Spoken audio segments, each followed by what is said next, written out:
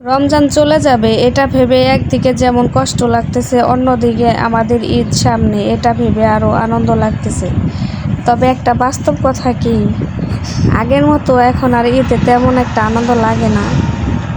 তার মানে আমরা বড় হয়ে গেছি। কারণ আগে শুনছি যখন মানুষ বড় হয় তখন নাকি অনেক কিছুই ভালো লাগে না। তো এখন ঈদের ভিতরে সেরকম আনন্দ আর পাই না। তবে একটা ব্যাপার, বছরে যেহেতু আমাদের প্রথম ঈদ, প্রতি বছরই আমাদের এটা একটা মুসলমানদের জন্য একটা আনন্দেরই দিন। তো এর কারণে গ্রামেও প্রতিটা বাড়িতে ঈদ আসার আগেই কাজকর্ম শুরু করে দেয়। তো এই তো আমার কাকা আজকে দুয়ারে গোবর দেওয়ার জন্য আমার নানুকে নিয়ে আসছে। তো আমার নানু দুয়ারে গোবর দিয়ে দিতেছে, আর আমার কাকা পানি টানি সব আইরেই দিতেছে। তো আমার নানু যেহেতু গৃহস্থ বাড়ির বউ, গৃহস্থ বাড়ির মেয়ে, তাহলে তার তো হাতের কাজের ফিনিশিংই অন্যরকম। কারণ এইসব গৃহস্থ কাজগুলো তাদের হাতে অনেক সুন্দর হয়। এই যে গোবরগুলো দিয়ে দিতেছে, অনেক সুন্দর হবে ফিনিশিং। ওইদিকে আমার মা ঈদ আসার আগে আমাদের বাড়ির যতগুলো ভেড়া ছিল সবগুলোকে আজকে গোসল করাই দিব, মানে ঝাঁপাই দিব। তো এর কারণে মোটরের পাইপ নিয়ে তারপর ঝাঁপাই দিতেছে। তো এই ভেড়াটাই আজকে আমাদের বাচ্চা হয়েছে।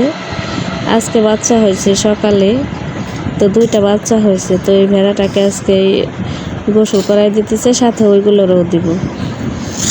এইদিকে হয়েছে হুল পাউডার দিয়ে পানি 1 বালতি ভরছে, গুলাইছে। আর আমার ছেলে ওইগুলো নাইরা চাইরে খেলা করতেছে। বললাম যে ভিজা যাবা, তা শুনে না। বাচ্চা তো, ও যা বোঝে তাই করে। ওর কাছে আনন্দ লাগতেছে, ও খেলা করতেছে।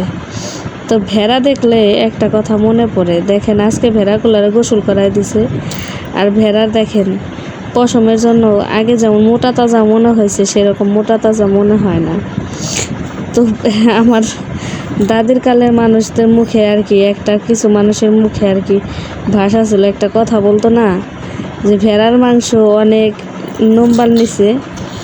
যাই হোক, এরকমই জিনিসটা আর কি, সেরকমই। দেখেন পশমের জন্য বোঝাই যায় না যে ভেড়া আসলে কতটা চিকন, কতটা মোটা, কতটা স্বাস্থ্যকর, এগুলো তো বোঝা যায় না।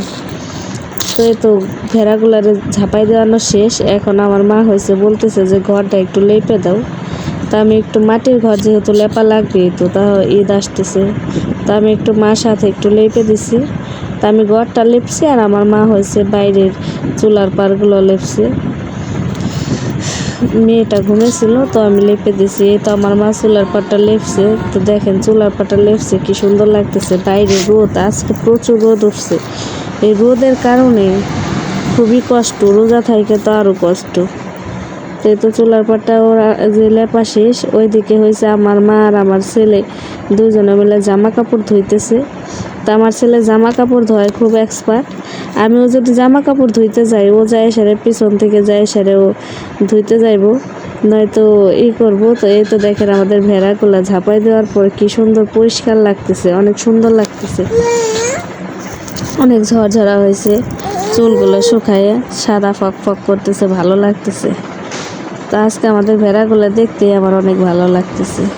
তা আমার মা জামা কাপড়গুলো ধুইতেছে, আর আমার ছেলে একটা করে আয়না সেরে দেখি ছড়াই দিতে যাইতেছে। তো ও আর তারটা ছুঁইতে পারে না, এর কারণে ছড়াই দিতে পারে না। এখন বলতেছে যে মা তুমি আমার নিচে করে নামাই দাও।